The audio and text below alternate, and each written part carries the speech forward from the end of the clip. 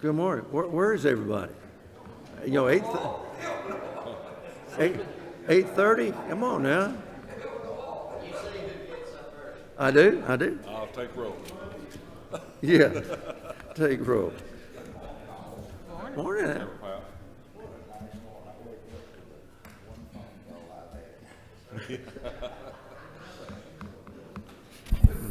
Oh, by the way, I don't normally start calling folks before 7, but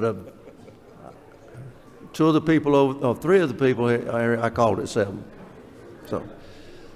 So don't be surprised if you get a call at 7. All right. Let's see. This is Legislative Day 27. So we're going to do a couple of things. We're going to put in another supplemental calendar for today. So I don't want y'all to go home too early. And when you do go home, you need to be careful because they're talking about potentially severe thunderstorms tonight. So, we could just work all night. Good thought. We'll just go to 5 and get finished. Okay. Mr. Williams, would you open us with prayer, please, sir? Let us pray. Almighty and everlasting God, we thank you for today. We thank you for those that have come together. We thank you for this committee. Thank you for enabling us to do the work of the people. And Lord, we ask you to bless those on the wall that won't see their bill anymore this year. But Lord, we ask you to bless us, keep us in our right minds, and remembering the people of Georgia. For it is in Jesus' name we pray. Amen. Now, how could you say such a thing that people may not ever see their bill again? It was laid on my heart. Lay it on your heart. Well, you're probably right. Now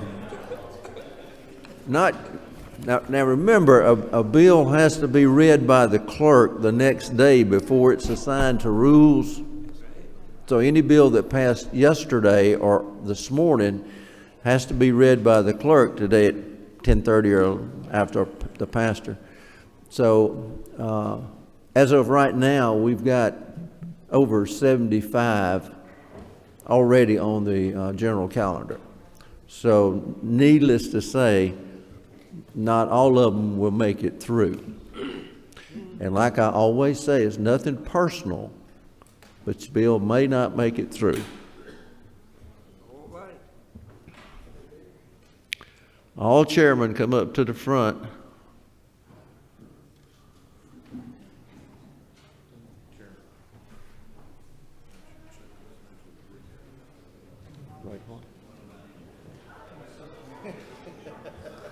Okay. We need to have fun today a little bit, considering, this is day 27 and Tuesday's crossover. We're going to ask Mr. Chokus if he would come and briefly explain why this bill is needed and what your bill does. Thank you, Mr. Chairman, members of the committee. I bring before you today House Bill 1103. This measure was brought to me by the rental equipment industry. Currently, rental equipment companies can put a line item on their billing invoices for a pro rata share of ad valorem taxes on equipment weighing 5,000 pounds or more. This measure simply brings the weight threshold down to 1,500 pounds or more. And that's it. Okay. Mr. Williams, you have a question? No, I just forgot to turn you off. Sorry. All right. Very good. Thank you, sir. Thank you, Mr. Chairman, members of the committee. Mr. Hogan. Yes, sir. You're up next. Thank you, Mr. Chairman and members of the committee. I bring before you today House Resolution 593, seeking compensation for Dennis Arnold Perry. Mr. Perry was wrongfully convicted of murders of Harold and Thelma Swain and spent more than 20 years in the prison. DNA and other evidence find him to be innocent. The resolution seeks to compensate Mr. Perry for his wrongful imprisonment. Okay. Do I? Okay, it's not in, that one's not in your books yet, but it'll be out on Tuesday. It'll be in your books on Tuesday. Probably be on your books Monday afternoon when we meet. Thank you. And Any questions? this bill was passed by the Appropriations Committee. It was. Okay. Just FYI. See no questions. Thank you, sir. Thank you. Mr. Belton. Thank you, Mr. Chairman. I had House Bill 972. This is a cleanup of the licensed counselor bills. This bill wasn't, this laws have not been updated since I was in high school. It's with an emphasis on mental health right now.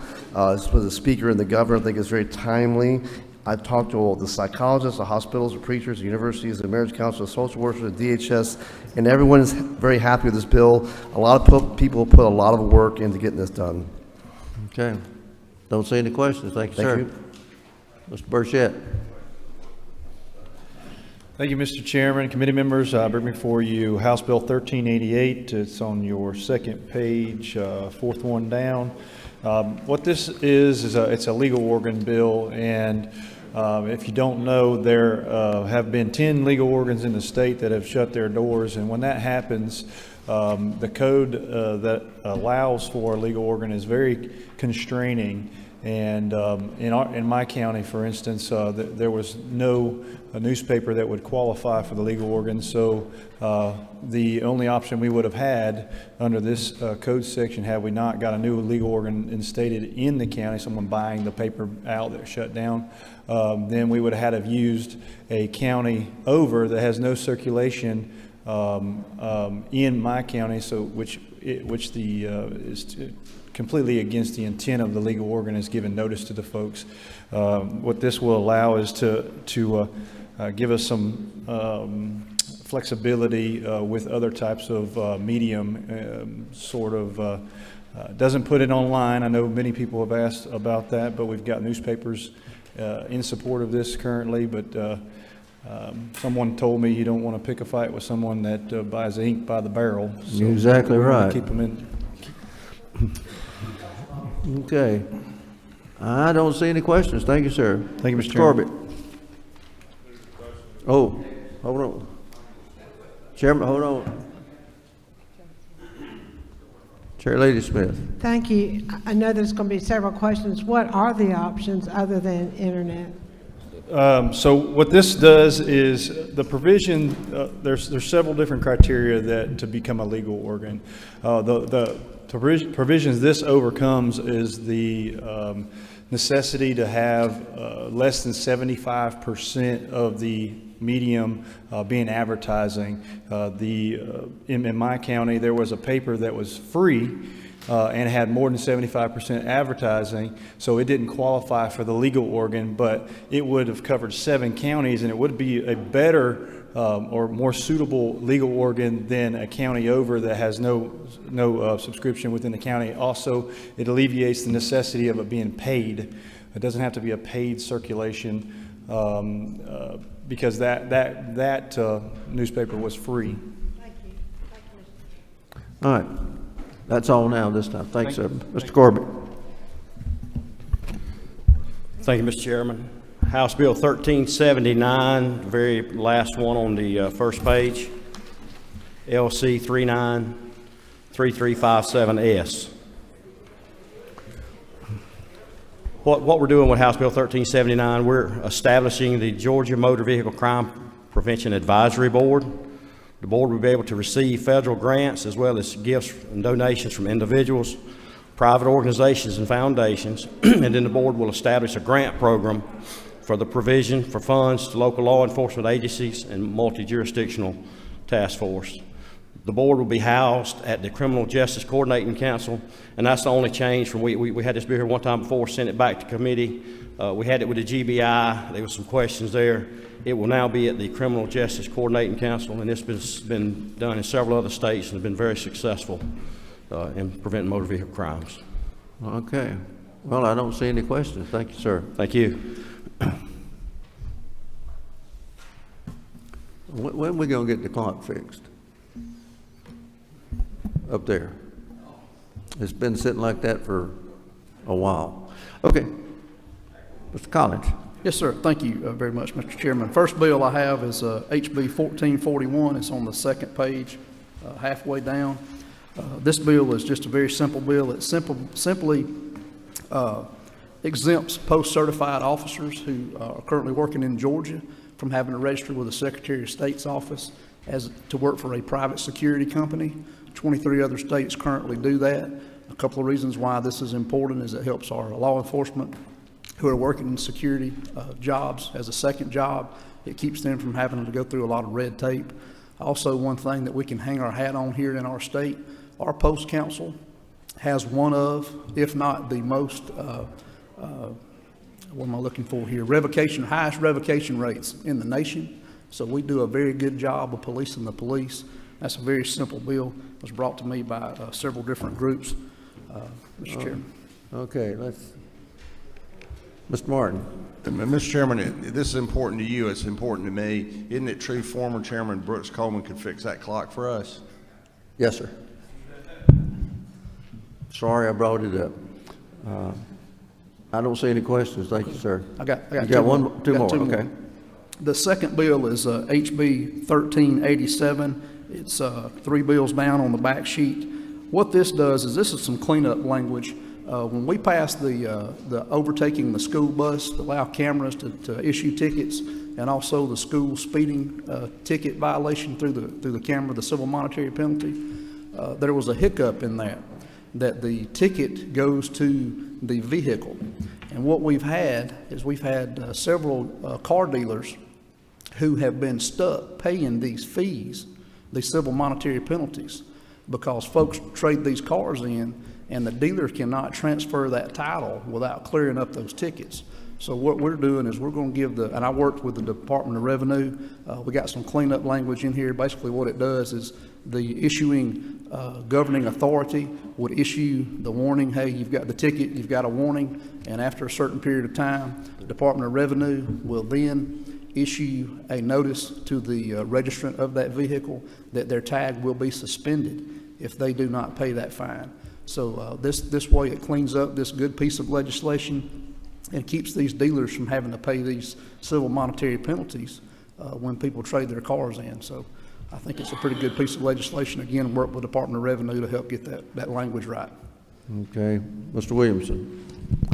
Thank you, Mr. Chairman. Chairman Collins, I've had a lot of complaints. Is it not true? I've had a lot of complaints from constituents that they're getting these speed zone violations when schools are not in session. This applies to the school speed zone cameras, correct? It does. That does not address any of those issues. Well, would the author be willing to consider tightening up some of the use of these cameras when the schools are not in session? Absolutely, yes, sir. Thank you. Mr. Setzler. Thank you, Mr. Chairman. So just want to understand what this bill does operationally. So initially, this was going to be a civil fine that was paid. Right. You know, we have computers that are enforcing, we have computers that are policing people. And what this does is, if you don't pay your fine, you can't re-tag your cars, what this says. That's correct. And what it does is it keeps that dealer from having to pay these fines if the owner of the car does not do that and trades that car in. So it's good for dealers, but it hammers citizens by saying you can't tag your car. If a computer sends you a speeding ticket, you don't pay that $100 ticket. Well, currently in statute, you cannot renew your registration if you don't pay the fine. So I mean, it's to my friend, I'm not picking on you. I think the General Assembly needs to revisit this policy. This policy, the underlying policy, is a disaster for constituents. There's no judgment here. It's as soon as that camera takes your picture, even if you're slowing down to a 25-mile-an-hour speed zone, there's just no way out. I just think we need to revisit the policy. And you still have your day in court, Representative. Mr. Jaspers.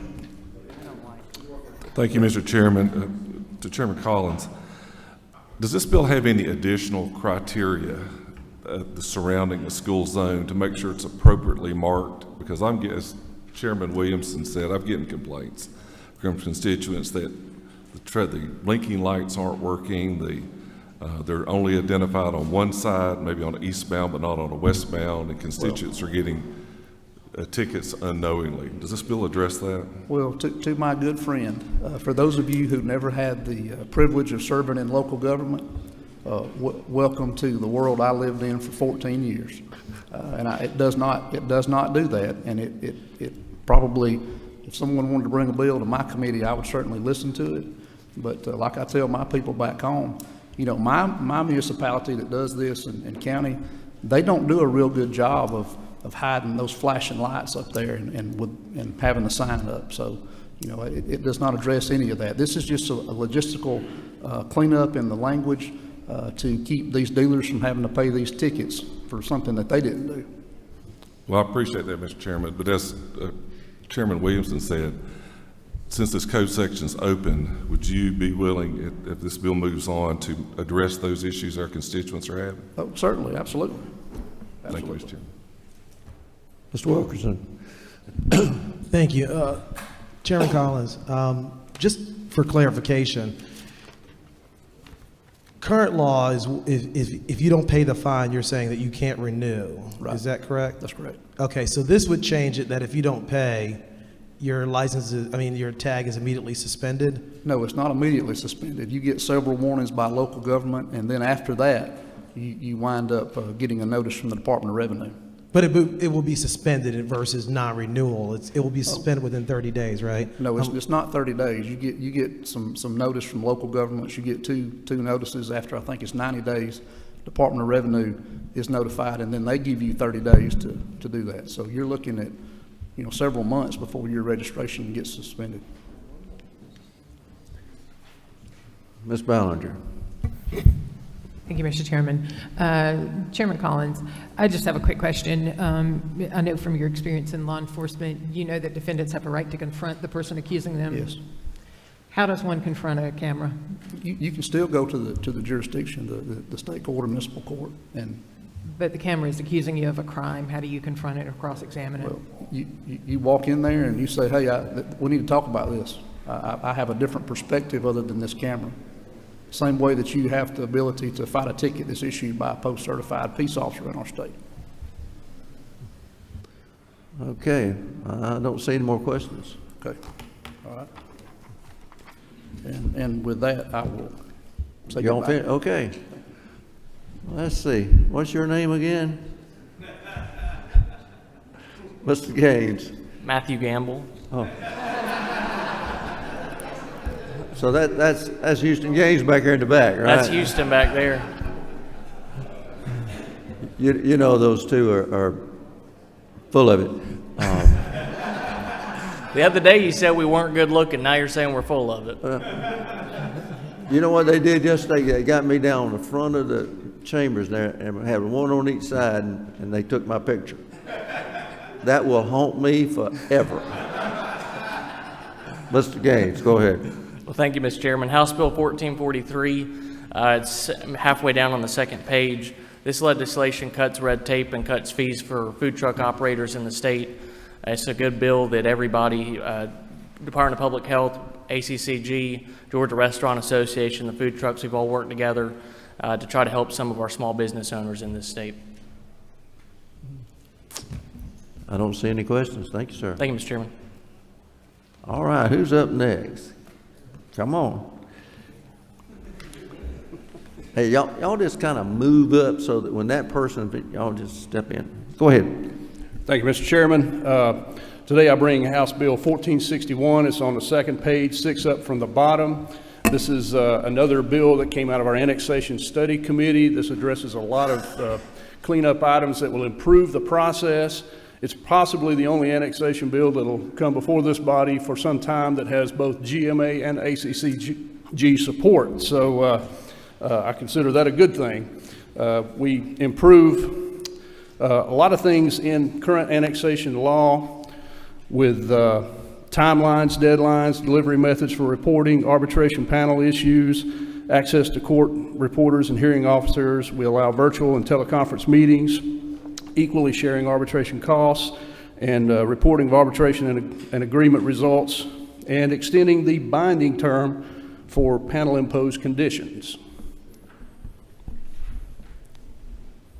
Don't see any questions. Thank you, sir. Thank you.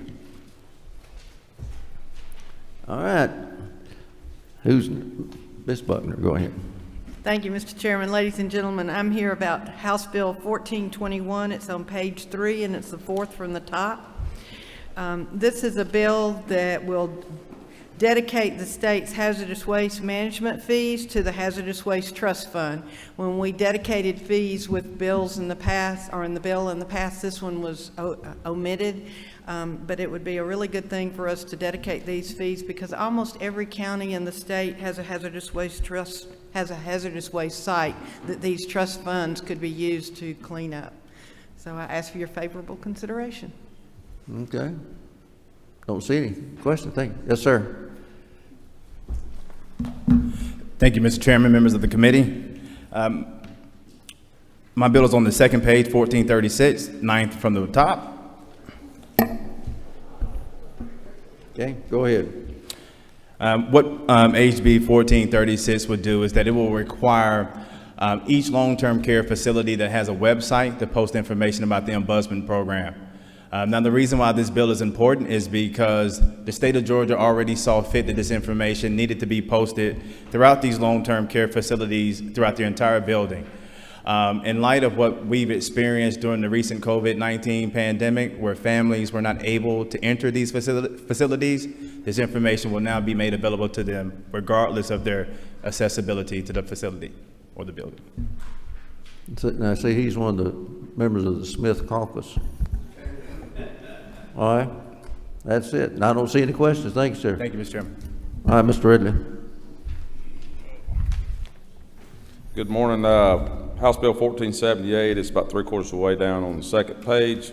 All this bill right here does, we've had some issues with, currently your local tax commissioner cannot touch a title. So if somebody comes in's got a problem with a car title, or a dealer comes in, they're not allowed to mess with it. They want to send it to a third-party company. So a bunch of the tax commissioners came to me and want to be able to do that. So if you look on line 13, the only thing it's doing is saying that they may, but shall not be required to, because if they don't want to fool with it, then they don't have to. But if they want to process some of the dealer tags, then this gives them the choice to be able to do that. That's all the bill does. Mr. Fleming? Thank you, Mr. Chairman. Representative, I believe you touched on what I was going to ask you about, and that is, I know when I go home, my tax commissioner fusses regularly about several things. That's right. One of them is the 7% they have to deal with dealers, and something about titles. So this is something they want us to help them to straighten out. Yes, sir. That's something, that way if a dealer comes, because some of your local dealers will come in with an issue on a title, and they can fix it right there, send it, and it's done. If they have to wait on that third-party company, they could be waiting 5-6 weeks or never get it fixed at all. And so this just gives them permission to do it, because currently under law they can't. So as I first read it, it says that right now they have to submit these titles electronically, but now we're going to make that optional, basically? No. So they still do everything electronically. They can just actually physically do it there, and then they still have to scan it electronically to the DOR or to the Department of Department of Revenue. And so they'll still be doing it electronically. It's just they actually can do it now for dealers. Okay. If they want to. Thank you, sir. Yes, sir. Mr. Powell. Gentlemen, is it not true this only deals with car dealers that do less than 10 cars a month? That would be correct.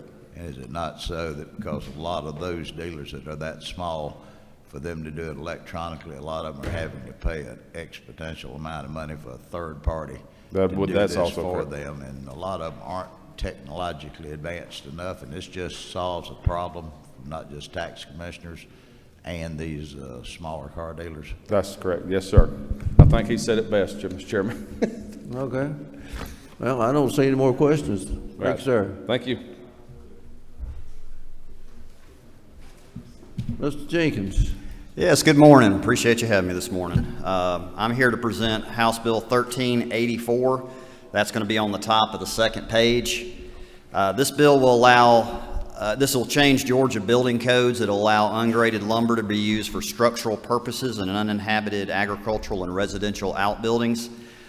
This has been vetted through the Georgia Agricultural Commission, the Georgia Forestry Commission, the Georgia Forestry Association, and the Georgia Association of Realtors have expressed support for this.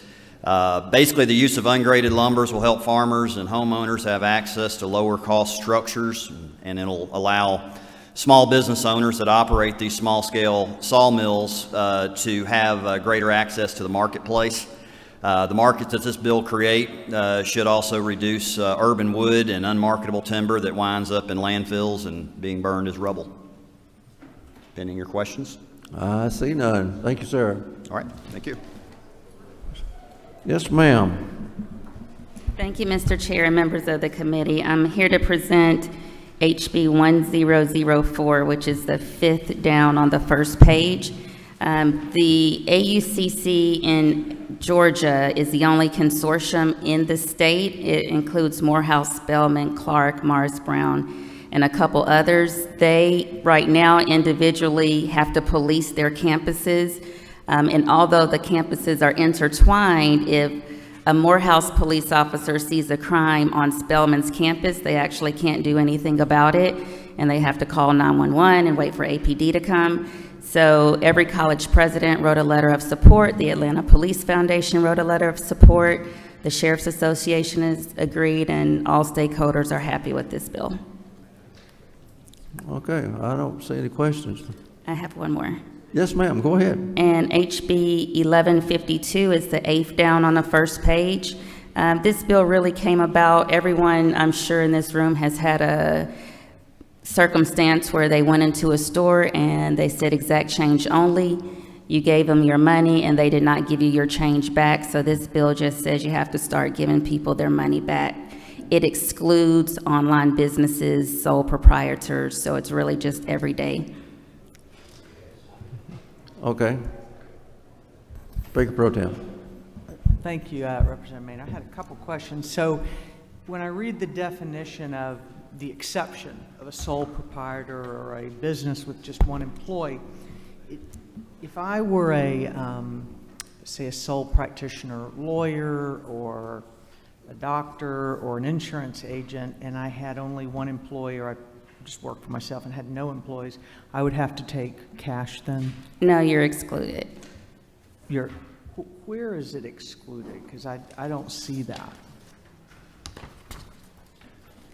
What LC? This is LC 510173S. That's not the one that's in the book. So what I have is LC 510169S. I will read it to you, and then I'll Okay, pass it that's to fine. you so you can see it. Thank you. And that may take care of that. And then I had one other question. So this, down on lines 26 through 28, would allow for a class action lawsuit. Is that right? So we also removed that. Thank you very much. Thank you. Okay. See no more questions. Thank you, ma'am. Thank you, Chair. Mr. Houston, come on. Matthew Gamble, go ahead. Thank you, Mr. Chairman. Houston Gaines. I've been called worse. I'm just kidding. No, it's good to be with you. That's right. You just kidding. You haven't been called worse than that. Is that what you're referring to? That's right. Okay, That's right. go ahead. Okay, so I am not here today. I've already talked to y'all about House Bill 1193, the funeral director licensure bill. I spoke about that the other day, but actually I'm here to talk today about House Bill 1297. It's on the yellow sheet, but I did want to mention very succinctly, it's a voluntary insurance program that will lower insurance rates for consumers who build or retrofit their homes to what's called a fortified standard. They have to get documentation that it's been done. You can build fortified with concrete or wood, so it's not necessarily about the materials, but it's a way to bring insurers back into the market in riskier areas, and it's a positive thing that's being done in several other states. The insurance industry, supports this. It came through our committee with little to no opposition. I just wanted to mention that today. Is there any way you can retrofit a current structure? Yes, sir. Okay. Thank you. All right. I see no, hold on. Ms. Cooper. Thank you, Mr. Chairman. I just want to say there's one way we can clear up the confusion between the two legislators. We could let Danae Campbell come back and represent us. She's a former legislator, and she's much prettier than either one of them, and that would take care of the confusion. That is very true. And she's from Columbus. She is, sir. Yes, that is very true. Good point. Good point. And she used to be a legislator, I'll tell you. Okay. Let's see. Mr. Hitchens, would you please go over 202, please? Okay, under modified structure, House Bill 202, which is first on the blue sheet on the first page, it pertains to Joshua's Law, created in 2005. What it did was provide a 5% surcharge on all traffic fines to go towards driver's education in this state. During the Great Recession, it went from 5% to 1.5%, with the other 3.5% going into the general fund.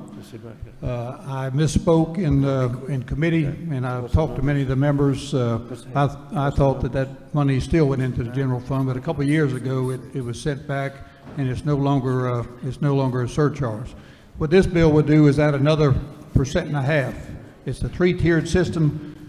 First priority goes to children who have a parent that was killed in the line of duty, either in the military or the public safety. The second is for those who suffer from financial need, typically a family of 3 that makes less than $1,000 a month. And the third goes to everybody else. And these are so sought after programs that it never goes to the third priority. Our friend Jay Powell instituted a 2020 constitutional amendment that now says that any fees that are collected in this manner stay in a trust fund and can only be used for the purpose for which they were intended. I would also like to add that this year I included children that are in foster care and under DFACS control who are released at the age of 18 would also be eligible for this until they're 20 years of age. My thought is that when they're released, they have no means. If they don't have a driver's license, they can't earn a living, and this would go a long way towards helping them. The year before last, we passed this bill in the House 150 to 9. Unfortunately, it was late in the session just like this time, and it didn't get a hearing in the Senate. And the final caveat is, if we don't pass this bill, this is the sunset year. The whole program will go away June 30th. Okay, I got a couple of questions. Ms. Smith? No. Oh, okay. Let's see. I don't see any question. One thing too that you may have mentioned it, but not only is it sunset on June 30th, since the increase is more than 1%, it will require 120 votes in the House. And, you know, this is an important bill. It helps these foster kids. It helps low-income kids who need the help. And in talking with Mr. Hitchens, these kids normally, because they really want this, do better on the exams than the kids who just walk in, who can afford it. You know, 'cause a lot of these kids say, well, I'm gonna wait till I'm 18 or whatever now. You know, they decide to go to it. But these kids really need and want this particular program. So, okay. And the record reflects that those children who complete this course have less traffic violations and are involved in less accidents with less injuries and less fatalities than those who do not. Okay. I see no questions. Thank you, sir. Mr. Watson. Thank you, Mr. Chairman. Members of the committee, I bring before you HB 997. It's the first one on the last page. You've already seen this bill before. It's eliminating the ad valorem taxes on timber equipment. This equipment is in the woods. It depreciates very fast, and we want to just treat it the same as we treat all other agricultural equipment. And that's what we're doing in that bill. And then the very last one on that same page is House Resolution 686. This is lowering the ad valorem that's collected on timber when it's harvested. Currently, when we harvest timber, it is taxed at the 100% level. It's called the severance tax that the local government assesses the landowner. We're wanting to lower that to 40%, which is the same as all other property that is taxed within our state.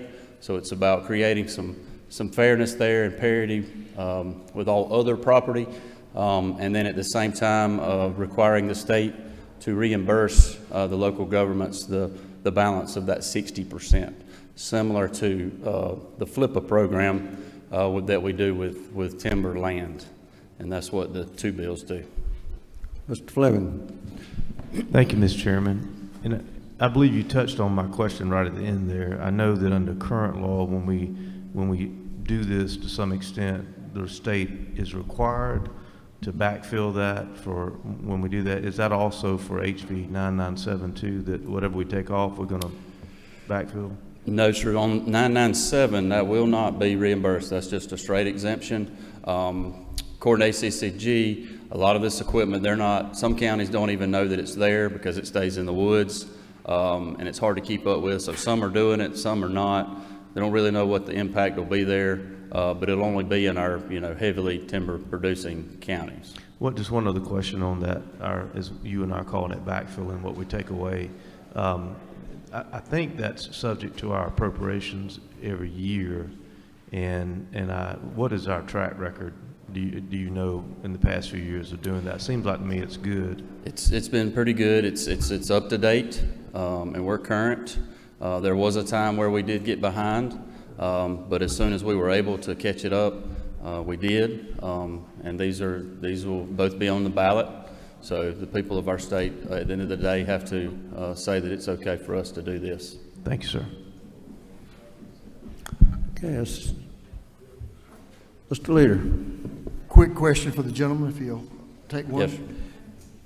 Isn't it true that certainly Georgia is the number one, agriculture is our number one industry in Georgia, and forestry we're the number one forestry state in the country, and that certainly with the situations that surround fuel costs, insurance costs, that the timber harvesting industry, that is the key to us growing trees in this state, is under great stress. And this bill would be very important to allowing a little bit of help for those folks who go out every day and work to make sure the harvesting and the procurement of trees and into our pulp and paper industry is accomplished, and this would be very important to them. Yes, sir, Mr. Leader, you're correct. The timber industry is treated just like agriculture. They're price takers. They're not price setters. So they're told what they're going to be paid for the products, the crops that they grow, which is trees. But we also heard in Transportation Committee yesterday, we had a really long debate about truck weights and the serious condition that industry is in right now with the increased fuel costs, shortage of truck drivers. They're in serious trouble. And so these two bills would definitely help that industry. Thank you, Mr. Chairman. Speaker Pro Tem. I just had a question because I'm not real familiar with the bill. So it would reduce the ad valorem rate to 40% of, I guess, the assessed value, sort of like we do with residential property or other properties. And does the state make up that difference? Do we then subsidize the difference to the local governments? Yes, ma'am. There is they call it the PT 282 form, I believe, that when you harvest timber, the county, you have to submit that back, or the county submits that to the state, and the landowner has to pay that money back. And so they're already calculating the data at the local level, and they would just be sending that to Department of Revenue to be reimbursed in a grant.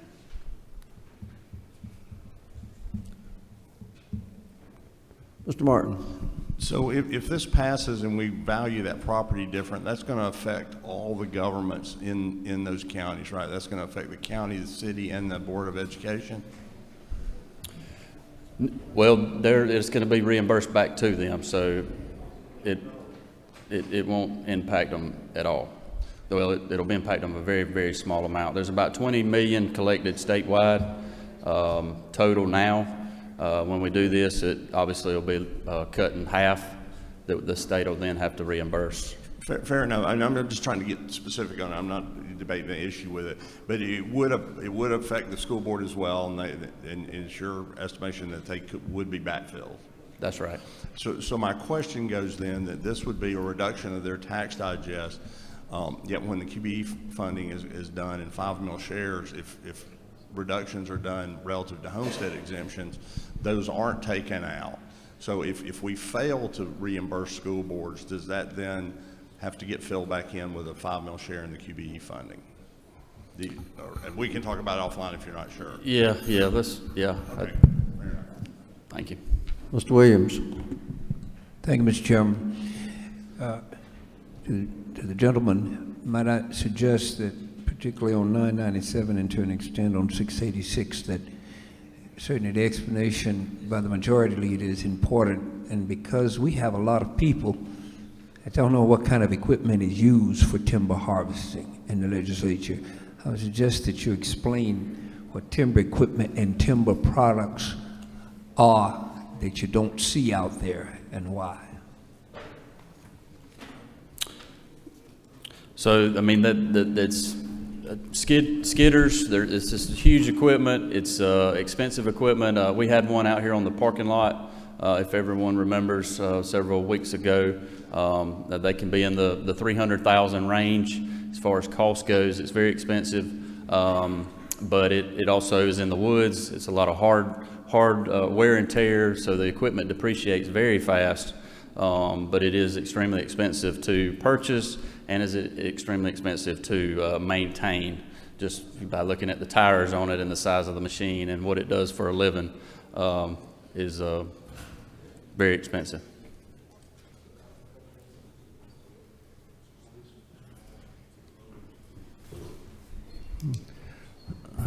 Mr. Wilkerson. Thank you. Just from my understanding, real property is taxed every year and assessed at 40%, right? So we take the value, 40%, tax it each year. Timber is only done at harvest. So I think that's why I guess, which is essence, I guess about 2.5 years worth of taxes. So what this would do, in my understanding, is it would basically keep it at that 40% rate. So we would, that's basically what we're doing here. That's the difference between the timber and real property, right? That's correct. Okay, thank you. Okay. For those of you who don't see much about timber harvesting, you know the drivers who go down into the woods and they come out with all this pulpwood, they have to have a CDL license. Insurance is a bear in order to get these people so that they can work, really. So the timber industry, it's a different animal. So, is that it? Okay. Thank you all. Thank you, Mr. sir. Chairman. Appreciate it. Okay, I think that's all the presenters except those on the committee. So we'll get started in some kind of order here. Mr. Hitchens has already presented his. Ms. Ballinger, would you do 274? Thank you, Mr. Chairman. I present 274. This just provides our Superior Court judges get a bump, get a special allocation, get a grant, whatever. They get $6 grand for doing alternative courts, and this just brings, our juvenile courts are doing alternative courts as well, and this just brings those in parity. It gives them that same allocation. And it will be, there was some concern about them becoming direct payees from the state, so the bill was changed to kind of funnel that through the Council of Juvenile Court Judges, which everybody gets happy with. And I'll be happy to answer any questions. Okay, Mr. Green. Thank you. So this money, with passage of this bill, the money will be in the budget? The money was in the budget, and the money has actually been taken out of the budget because this bill has not passed. However, I have been assured by Chairman England that the money will be made available. Okay, I did hear that it had been taken out. And yeah, it was taken out because the bill hasn't passed. So there's nothing to fund. All right, but if it does pass, then it will be funded. Okay, thank you. Thank you, Mr. Chairman. Thank you. Ms. Smith, do you have a question? I think she has another bill to present. Hold on one second. 1, 2, 3, 4. Yeah, number 1, 2, 3, 4. This just provides, it sets out in statute that children who are under the care of DFACs have a right to an attorney until they're 21, as long as they're under the care of DFACs. If they age out at 18 or they stay in the system until 21, is allowed by law. Okay, I don't see any questions. Thank you, ma'am. Thank you. All right, Ms. Smith. Thank you, Mr. Chairman and members of the committee. I bring to you today for your consideration, actually reconsideration, House Resolution 594. It was voted on in the House, needed 120 votes, missed it by 8, and I'm hoping that we get the 120 this time. It compensates people who've lost their homes due to a national emergency. Okay. I see no questions. Thank you, ma'am. All right, let's see. Mr. Williamson, House Bill 1069. Thank you, Mr. Chairman. House Bill 1069 creates a new license category for adult residential psychiatric treatment centers, not hospitals, but adult psychiatric residential treatment centers for limited stays, adults up to 90 days. Currently, that whole space is being licensed is personal care homes, which don't give the flexibility to get the psychiatric and mental health care services to their patients. It comes with the support of the Georgia Psychiatric Association in collaboration with the Department of Community Health and the Georgia Hospital Association, and Chair Lady Cooper is co-authored the bill. Happy to answer any questions. Don't see any questions. Thank you. Okay. Mr. Powell, I think you have 1322.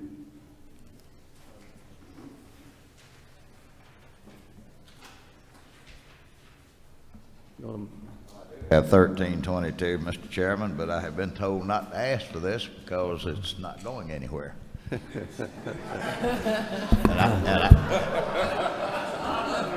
And I certainly do understand how this is played, and I certainly understand the orders.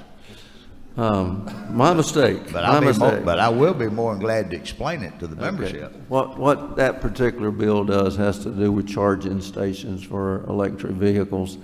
There is another bill floating around out there that would create a study committee for, to look at this issue overall. And my mistake, Mr. Powell. Good answer, though. It's the truth. You're right. Okay.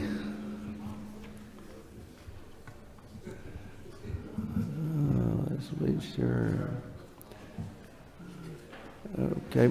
Well, Mr. Powell, you do have 1424. It's on the second page.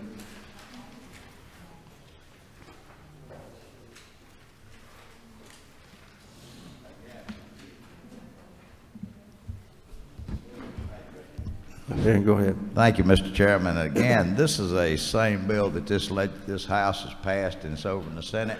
This was an abbreviated version of the COAM bill.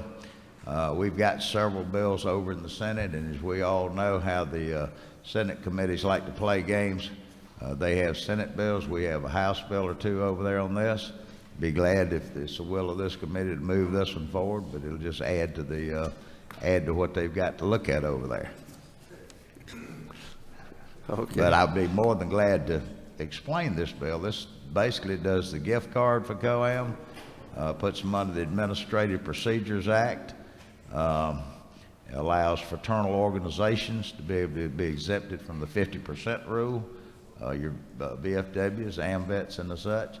And I'd be glad for this body to hear that bill again. And I've also got another bill, 1400. Okay, go ahead.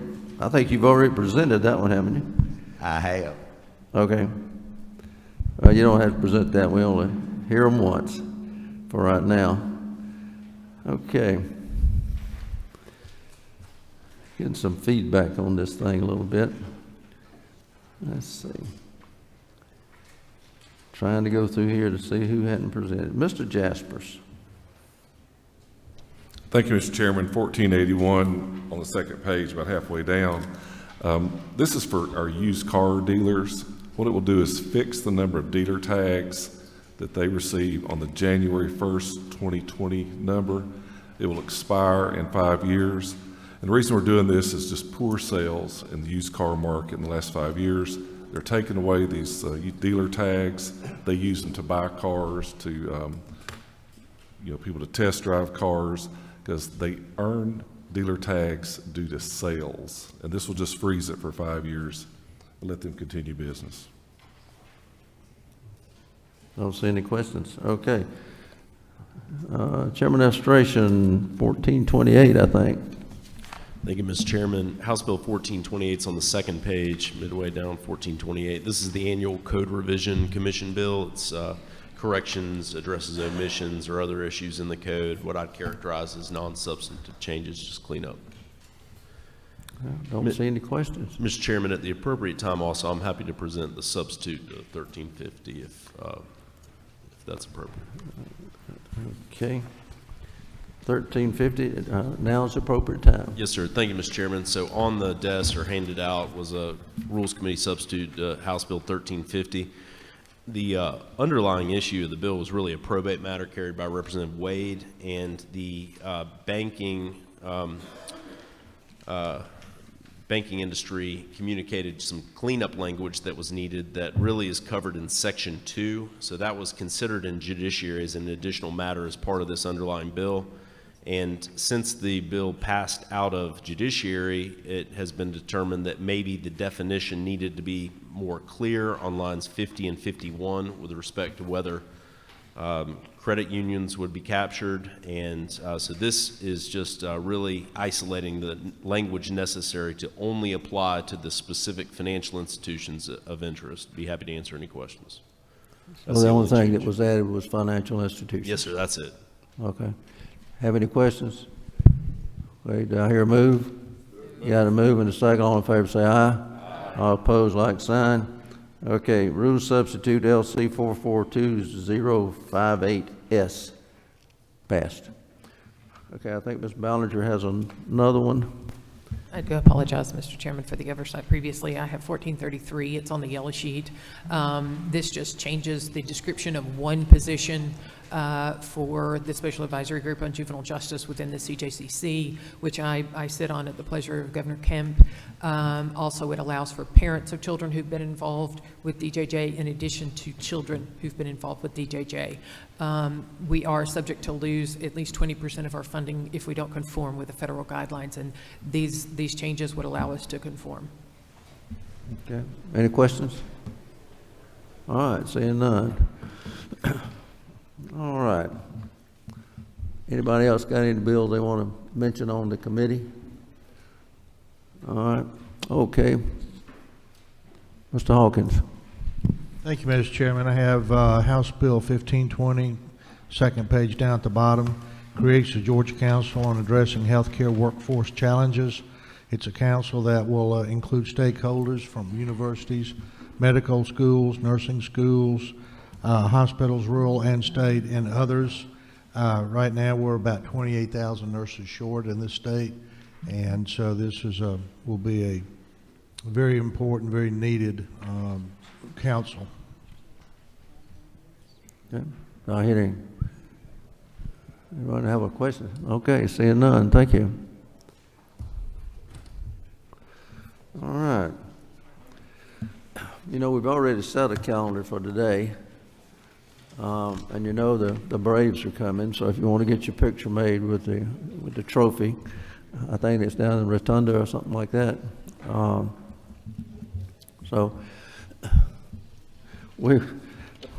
But you know, considering today's the day before the last day, we're going to set another supplemental calendar for today, and just hang on.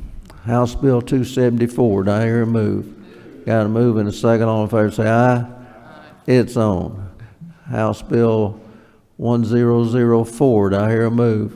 Got a move and a second. All in favor say aye. Aye. All opposed, like sign. House Bill 1069. Do I hear a move? Got a move and a second. All in favor say aye. Aye. All opposed, like sign. It's on. House Bill 1103. Got a move and a second. All in favor say aye. Aye. All opposed, like sign. It's on. House Bill 1193. Do I hear a move? Got a move and a second. All in favor say aye. Aye. All opposed, like sign.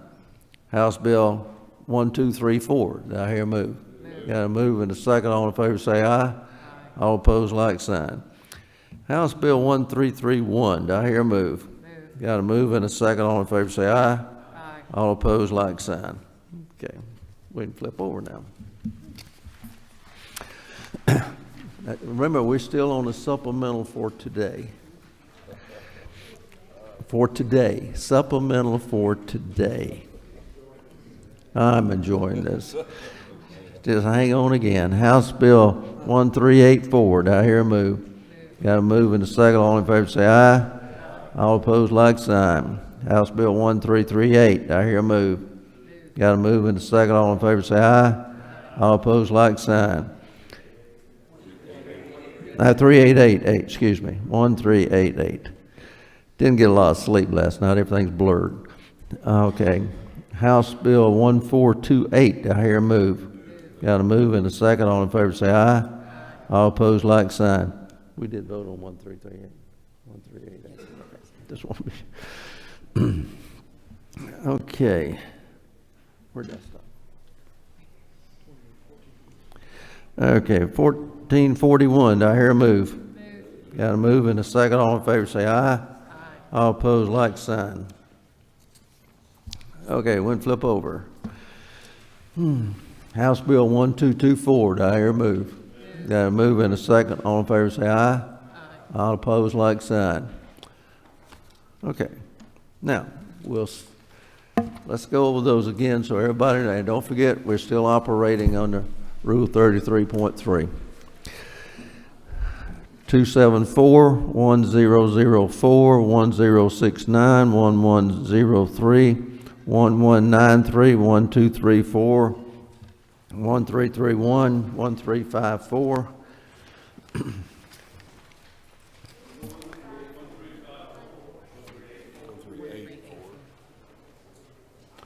Okay, sorry about that. 1384. All right, 1388, 1428, 1441, 1224. Okay, that is the supplemental calendar for today. Do you have your button pushed for a reason?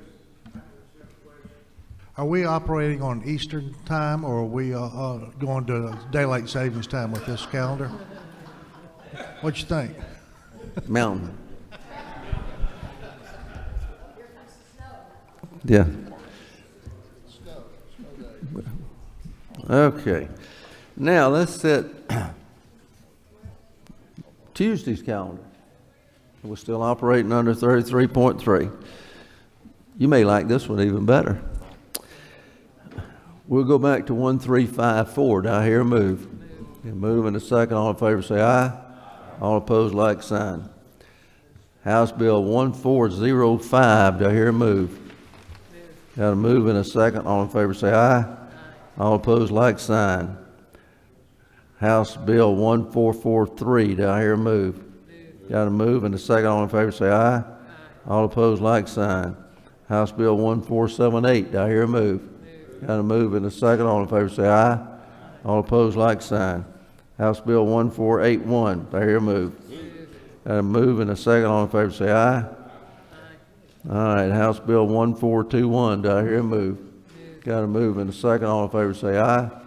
All opposed, like sign. Okay, let's go over Tuesday's calendar. We'll start at the back and work forward. 1421, 1481, 1478, 1443, 1405, 1354. That is the calendar. Don't forget, don't want to let everybody understand we're still under 33.3 through crossover day. Y'all go get your picture made with the trophy. Y'all have a good day. See you in a little while.